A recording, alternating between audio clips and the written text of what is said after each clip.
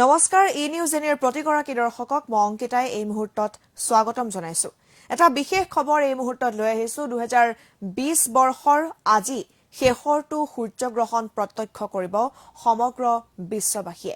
এক বিৰল আৰু ব্যতিক্ৰমী ৰূপত এইবাৰ সূৰ্যগ্ৰহণ দেখিবলৈ পোৱা যাব আৰু ভাৰততো ইয়াৰ কিছু প্ৰভাৱ পৰা পৰিলক্ষিত হ'ব আমি জনাইছো আপোনালোকক হাজু হওক বছৰটোৰ শেষৰটো সূৰ্যগ্ৰহণৰ বাবে আৰু আজি হ'ব 2020 বৰ্ষৰ শেষৰটো সূৰ্যগ্ৰহণ এই সূৰ্যগ্ৰহণ কিছু ব্যতিক্ৰমী হ'ব আৰু ভাৰতত ইয়াৰ কিছু আংশিক প্ৰভাৱ পৰাও দেখিবলৈ পোৱা যাব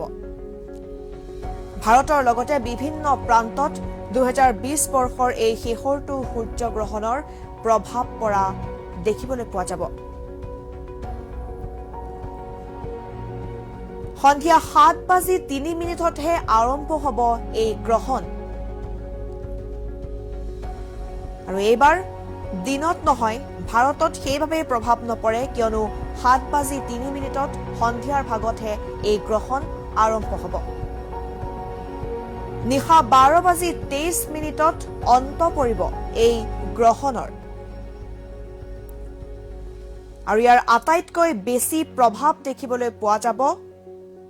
9:43 গ্ৰহণৰ মধ্যভাগ হ'ব 9:43 আৰু এই গ্ৰহণ 5 ঘণ্টা পৰ্যন্ত থাকিব বিশেষকৈ এই গ্ৰহণৰ প্ৰভাৱ ভাৰতত আংশিক হ'ব যদিও ভাৰতৰ বাহিৰে অন্যান্য যিসমূহ দেশ আছে বিশ্বৰ বিভিন্ন প্ৰান্ত আছে সেই প্ৰান্তসমূহত ইয়াৰ প্ৰভাৱ দেখিবলৈ পোৱা যাব বিশেষকৈ দক্ষিণ আফ্ৰিকা প্ৰশান্ত মহাসাগৰ আটলান্টিক মহাসাগৰ হিন্দ মহাসাগৰ ইত্যাদিত আটাইতকৈ বেছি প্ৰভাৱ পৰিব বুলি উল্লেখ কৰা হৈছে 2021 বৰ্ষতো কিন্তু ব্যতিক্ৰম হ'ব 10 জুনত পুনৰবাৰ হ'ব সূৰ্যগ্ৰহণ দুটাকৈ গ্ৰহণ দেখিবলৈ পোৱা যাব আৰু 2021ৰ 4 ডিচেম্বৰতো হ'ব দ্বিতীয়টো গ্ৰহণ আৰু আজি যেটো গ্ৰহণ লাগিব সেয়া 2020 বৰ্ষৰ শেষৰটো সূৰ্যগ্ৰহণ হ'ব আৰু এই সূৰ্যগ্ৰহণৰ ফলত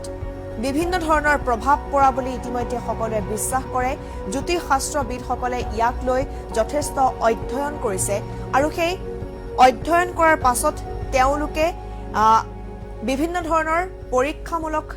সূৰ্যগ্ৰহণক লৈ তেওঁলোকে বিভিন্ন চিন্তা চৰ্চা কৰে আৰু এই 2020 বৰ্ষৰ শেষৰটো সূৰ্যগ্ৰহণ কিছু ব্যতিক্ৰমী হ'ব বুলি তেওঁলোকে উল্লেখ কৰিছিল এইভাবে ব্যতিক্ৰমী হ'ব কিয়নো সন্ধিয়া 7:03 লগে লগেহে এই সূৰ্যগ্ৰহণ আৰম্ভ হ'ব এক বিৰল আৰু কিছু ব্যতিক্ৰমী ৰূপত এইবাৰ সূৰ্যগ্ৰহণৰ প্ৰভাৱ পৰিব বুলিও ইতিমধ্যে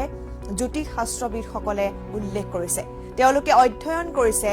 সূৰ্যগ্ৰহণক লৈ প্ৰতিটো গ্ৰহণক তেওঁলোকে অধ্যয়ন কৰে আৰু সেই অধ্যয়ন কৰাৰ পাছতেই এই কথা উল্লেখ কৰিছে ইয়াৰ ভাল প্ৰভাৱ আৰু বেয়া প্ৰভাৱ পৰাও দেখিবলৈ পোৱা যায় সকলোৰে জীৱনত আৰু এই বৰ্ষত ভাৰতত কেৱল আংশিক প্ৰভাৱহে পৰা দেখিবলৈ পোৱা যাব এই সূৰ্যগ্ৰহণৰ আৰু ইয়ে হ'ব বছৰটোৰ শেষৰটো সূৰ্যগ্ৰহণ